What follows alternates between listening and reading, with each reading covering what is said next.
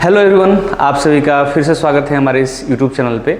और आज की इस क्लास के अंदर जो है हम लोग क्लास 10th का एक्सरसाइज 5.3 मैथ्स का करने वाले हैं। और वीडियो में आगे बढ़ने से पहले अगर अभी तक आपने हमारे चैनल को सब्सक्राइब नहीं किया है तो ज़रूर से ज़रूर हमारे चैनल को सब्सक्राइब कर लीजिए। तो चलिए जो है इस वीडियो की शुरुआत करते हैं। देखिए स्टूडेंट्स, यहाँ पे क्या है कि हम लोग जो है एक्सरसाइज 5.3 को सॉल्व करेंगे, लेकिन इसमें जो है प्रत्येक क्वेश्चन को सॉल्व नहीं करेंगे, बस उसके आधार पे, यानी उसके जैसे मान लीजिए कि एक जैसे अगर 2-3 क्वेश्चन दिए हुए हैं तो उसमें से जो है किसी एक क्वेश्चन को हम सॉल्व करेंगे और बाकी क्वेश्चन जो है आपको खुद से सॉल्व करना है। बस ऑलरेडी देखिए इसमें क्या है कि हमने जो है आपके साथ एग्जाम्पल को जो भी था एग्जाम्पल का भी सॉल्यूशन जो है कल के वीडियो में कराया है। और अगर आप चाहते हैं बाकी क्वेश्चन को भी सॉल्व करना, जैसे इसमें जितना भी क्वेश्चन दिया हुआ एक्सरसाइज 5.3 में, तो जैसे जैसे जो क्वेश्चन करा रहे हैं उसके हिसाब से आप भी अपने कॉपी में इसको सॉल्व कर सकते हैं। तो चलिए जो है हम लोग क्वेश्चन शुरू करते हैं एक्सरसाइज 5.3 का। एक्सरसाइज 5.3, ठीक है। तो देखिए यहाँ पे क्या है कि पहला क्वेश्चन जो है, इसमें पहला ही क्वेश्चन से हम लोग शुरू करते हैं। पहला क्वेश्चन क्या कहता है, find the sum of the following APs. मतलब इसमें आपके सामने 4 एपी दे रखा है। आपके पास अगर एनसीईआरटी किताब होगी तो उसमें जो है आप देखेंगे कि 4 क्वेश्चन दिया हुआ है, उसमें से किसी एक का जो है ना हम सोल्यूशन यहाँ पे करते हैं, ठीक है। तो चलिए जो है क्वेश्चन नंबर 4 है, इसका सोल्यूशन हम करते हैं, ठीक है। क्वेश्चन नंबर 4 क्या कहता है, 1/15, ठीक है। उसके बाद जो है आपका 1/12 और 1/10। तो देखो लोग, यहाँ पे क्या है कि हमें जो है find the sum of the following APs, और इसमें जो है हम लोग जो है पहला का जो है चौथा नंबर क्वेश्चन है उसको सॉल्व करने वाले हैं।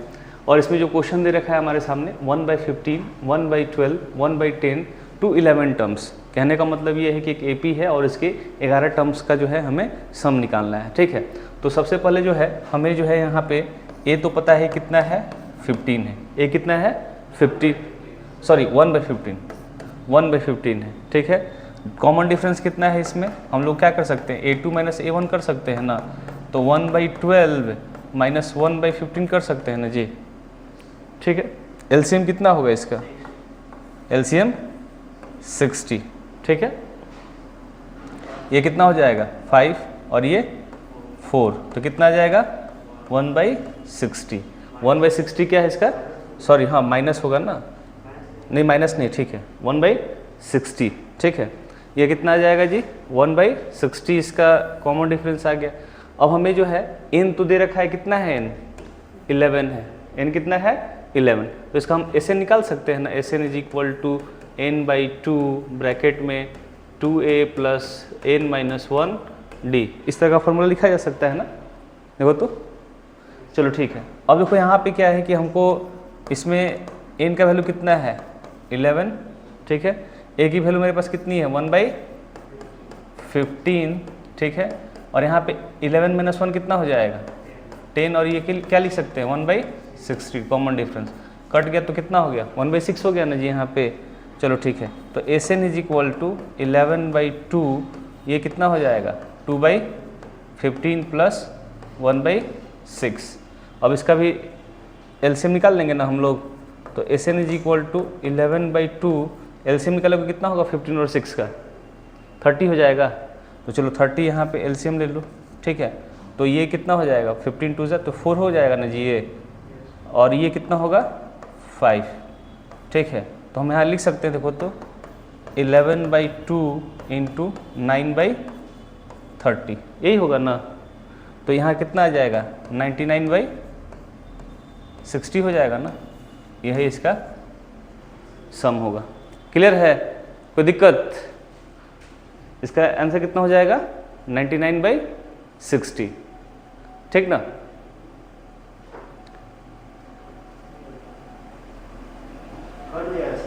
हाँ वो कट जाएगा, कोई दिक्कत नहीं है। तो जैसे देखो ये कटेगा नहीं, अभी ये तो कटेगा ही ना, कटेगा ये तो यहाँ पे कट जाएगा। तो इसको हम लोग काट भी सकते हैं। जैसे मान लो कि 3 से कटेगा ना जी, तो 3 से कितना हो जाएगा ये 33, और ये कितना हो जाएगा 3 से 20, तो 33/20 भी हो सकता है, कोई दिक्कत नहीं है। हमने कटाया नहीं, उसको डायरेक्ट उसी फॉर्म में लिख दिया था, ठीक है, कोई दिक्कत। चलो ठीक है। अब चलो हम लोग जो है नेक्स्ट क्वेश्चन की तरफ प्रस्थान करते हैं, ठीक है। अब नेक्स्ट क्वेश्चन जो है, इसमें सेकंड क्वेश्चन भी क्या है, सेम है। सेकंड क्वेश्चन क्या है, सेम है, तो इसलिए इसको क्वेश्चन को हम लोग सॉल्व नहीं करते हैं। ये फर्स्ट की तरह इसको भी हम लोग सॉल्व कर लेंगे। क्यों? क्योंकि देखो इसमें जो है, चलो इसमें जो है ना एक और क्वेश्चन सॉल्व ही कर देते हैं। नहीं, क्योंकि इसमें जो है सेकंड वाला फार्मूला हम लोग यूज कर सकते हैं। सेकंड वाला जो फार्मूला है ना उसको यूज कर सकते हैं, लेकिन इसमें जो है हमें n निकालना पड़ेगा पहले। इसमें क्या करना है, इसमें n निकालना पड़ेगा। तो चलो इसको भी कर ही लेते हैं, ठीक है। इसी में कोई एक जो है निकाल लेते हैं। Find the sum of the given AP, ठीक है। हमें जो नीचे दिया गया है उसका हमें क्या करना है, सम निकालना है, ठीक है। तो इसमें कोई भी क्वेश्चन ले लेते हैं, जैसे मान लो सेकंड नंबर क्वेश्चन लेते हैं। 34 + 32 + 30 + 10, ये AP है, ठीक है। और इस AP का जो है हमें क्या करना है, सम निकालना है ना। तो चलो एक काम करते हैं, सबसे पहले हमको अगर सम निकालना है तो n तो पता होना चाहिए, क्योंकि दोनों फार्मूला यूज़ करेंगे तो क्या पता चाहिए, n पता चाहिए हमको। अगर n नहीं है तो फिर दिक्कत हो जाएगा, n निकालना पड़ेगा किसी के लिए। तो n कैसे निकालेंगे हम लोग, वो जो हम लोग पहला जो टर्म वाला फार्मूला पढ़े हैं ना उससे निकाल लेंगे, ठीक है। तो देखो इसमें a कितना है जी, 34, d कितना हो जाएगा 32 - 34, तो कितना होगा जी, -2 होगा ना। अच्छा, मेरा an का फॉर्मूला क्या कहता है, a + n - 1d कहता है ना। इसमें लास्ट टर्म कौन सा है मेरा, 10 है, ठीक है। a कितनी है मेरी 34, n हमको नहीं पता है, d कितना है -2, ठीक है। तो इसको जो हम लिख सकते हैं 10 = 34, और यहाँ पे हो जाएगा तो -2n होगा ना जी, यहाँ पे -2n और ये +2, तो ये कितना हो जाएगा, दोनों प्लस में हो जाएगा ना, ठीक है। तो इसको हम लिख सकते हैं, देखो तो 34 और +2 कितना 36 हो जाएगा ना। इस साइड आएगा तो कितना हो जाएगा, ये 10 - 36 = -2n, -2n = -26। तो n की वैल्यू कितनी आ जाएगी मेरे पास, 13 होगा ना। n का वैल्यू कितना आएगा मेरे पास। अब तो कोई फार्मूला यूज़ कर सकते हैं दोनों में से, ठीक है। तो चलो हम लोग सेकंड फार्मूला ही यूज़ कर लेते हैं, क्योंकि बाकी जितना भी चाहिए वो चीज़ है मेरे पास। तो हम लिख सकते हैं Sn = n/2, ठीक है, a + l, यही ना है जी मेरे पास फार्मूला। तो इसका हम निकाल सकते हैं ना। देखो यहाँ पे n कितना है मेरे पास, 13 है। n कितना है, 13 है। a कितना है मेरे पास, 34, और l कितना है लास्ट टर्म, 10, ठीक है। तो 13/2 और ये कितना हो जाएगा 44, ये कर सकते हैं इसे ना। तो इसको जब मल्टीप्लाई करेंगे तो कितना आएगा जी, बताओ, 286 हो जाएगा ना। कितना आएगा इसका आंसर, 286। मल्टीप्लाई करोगे तो इतना ही आएगा आंसर, 286, ठीक है। कोई दिक्कत, चलो ठीक है। आई थिंक ये क्वेश्चन भी समझ में आ गया होगा, और स्टेप भी समझ में आ रहा होगा किस तरीके से जो है किसी क्वेश्चन को हम लोग सॉल्व करते हैं, वो सारा का सारा स्टेप भी क्लियर हो रहा होगा, ठीक है। तो चलो ठीक है, अभी जो है हम लोग नेक्स्ट क्वेश्चन करते हैं। नेक्स्ट क्वेश्चन जो है, थर्ड क्वेश्चन में जो है 10 क्वेश्चन दिया हुआ है। कितना क्वेश्चन दिया हुआ है, 10 क्वेश्चन दिया हुआ है, ठीक है।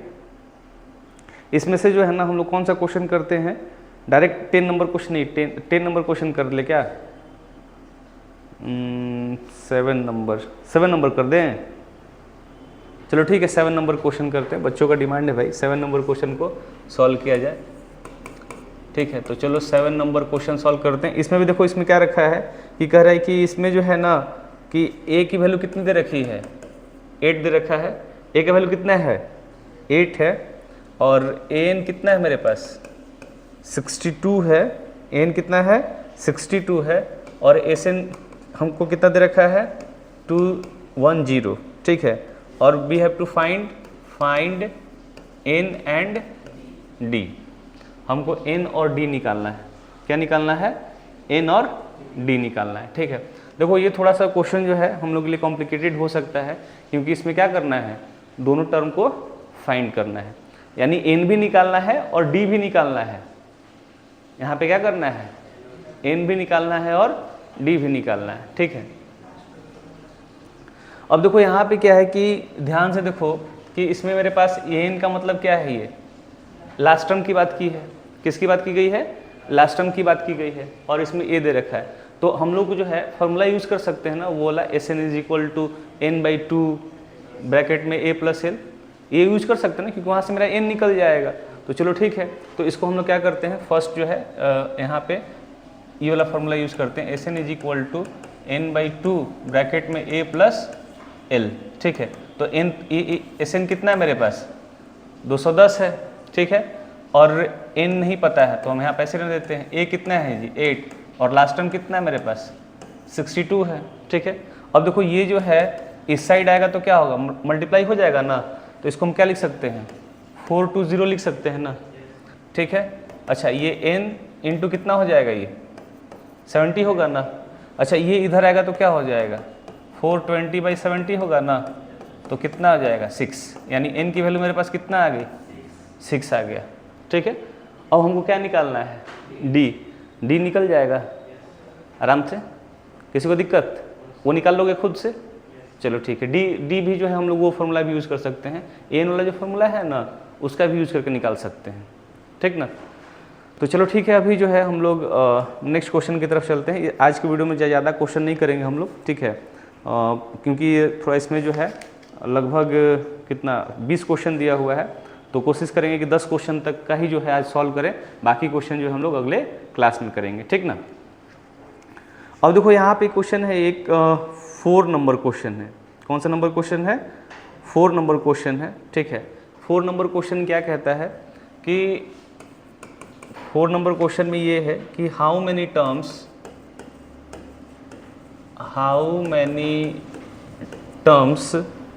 Of the AP, how many terms of the AP 9, 17, 25 must be taken to give a sum of 636। ठीक है, इसका मतलब क्या है कि एक एपी दे रखा है और इसमें जो है हमें ये बताना है एन ही निकालना है। इसमें क्या निकालना है, एन ही निकालना है। तो हम लोग तो अभी जो कि उसी फॉर्मूला से निकाल लेंगे डायरेक्ट, ये भी बहुत आसान हो गया। देखो इसमें क्या है कि ए की वैल्यू कितनी है मेरे पास 9 है। ठीक है, तो उसके बाद क्या है हम लोग का कॉमन डिफरेंस कितना आ जाएगा 17 माइनस 9, 8 आ जाएगा ना जी। ठीक है, और इसका एस एन कितना दे रखा है मेरे पास 36। अब देखो इसमें जो है ना हम लोग ये वाला फार्मूला यूज़ नहीं कर सकते, सेकेंड वाला फार्मूला, हम लोग को पहला वाला फार्मूला यूज़ करना पड़ेगा। ठीक है, अब देखो इसमें जो है हम लोग पहला वाला जो फार्मूला है हम लिख सकते हैं S N is equal to n/2 2a plus n-1 d। ठीक है, एस एन कितना है मेरा 636 है ना, n नहीं पता है हमको।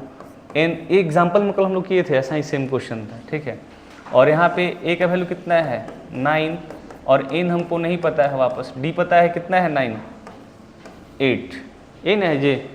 चलो ठीक है, अब देखो इसको जो है हम लोग क्या करते हैं इस साइड लेके चले आते हैं, तो कितना हो जाएगा 636 इंटू 2 लिख सकते हैं इसको ना।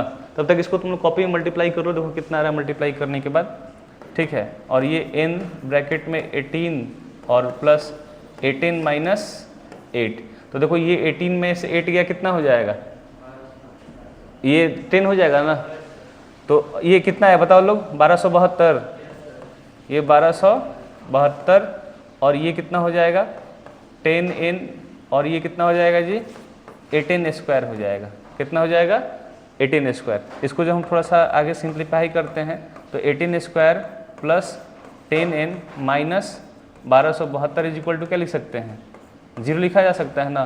देखो ये क्वाड्रेटिक इक्वेशन मेरे पास आ गया। इस क्वाड्रेटिक इक्वेशन को सॉल्व करेंगे तो हमें 2 वैल्यू आएगी। इस क्वाड्रेटिक इक्वेशन को सॉल्व करेंगे तो कितनी वैल्यू आएगी 2 वैल्यू आएगी, और दोनों वैल्यू इसका क्या हो सकता है आंसर हो सकता है। अगर निगेटिव है तो निगेटिव वाला नहीं होगा, कौन सा होगा पॉजिटिव वाला होगा। ठीक है, तो ऐसे जो है इसका आंसर कितना होना चाहिए, सॉल्व किए लोग इसको, इसका आंसर कितना आना चाहिए। इसको जब हम लोग फैक्टराइज करेंगे तो कितना आ जाएगा, फैक्टराइज ऑलरेडी जानते हो तुम लोग, तो इसका फैक्टराइज करोगे तो कितना आंसर आ जाएगा जी 12 आ जाएगा। ठीक है, -15 होगा तो -15 माइनस है ना, तो माइनस जो है वो माइनस वाला आंसर जो है हम नहीं यूज़ करेंगे क्योंकि वो क्या है निगेटिव नंबर से ना। ओनली हम लोग क्या यूज़ करेंगे पॉजिटिव इंटीजर्स को यूज़ करेंगे यहाँ पे। ठीक है, आगे समझ में ना सबको, किसी को दिक्कत। चलो ठीक है, अब जो है इसमें कौन सा क्वेश्चन किया जाए, कह रहा है कि द फर्स्ट, देखो इसमें 5, 6, 7 हमको लगता है ना, 5, 6, 7, 8 ये सब एक ही टाइप का क्वेश्चन है ना। देखो ध्यान से देखो, 5 correct, the first term of an AP is 5, the last term is 45 and the some is 400, find the number of terms and the common difference. ये भी सेम इसी की तरह था, ठीक है। जो हम लोग 7 नंबर क्वेश्चन किए थे 3 का ना, उसी के बेस्ड पे है सेम क्वेश्चन, बस लैंग्वेज में दे रखा है, ज़्यादा अंतर नहीं है इसके अंदर, ठीक है। उसके बाद देखो 6 नंबर क्वेश्चन है, the first and last term same यही है, ठीक है। इसमें सिर्फ क्या दे रखा है, हाउ मेनी टर्म्स और सम निकालना है, इसको भी निकाल सकते हो लोग तुम लोग।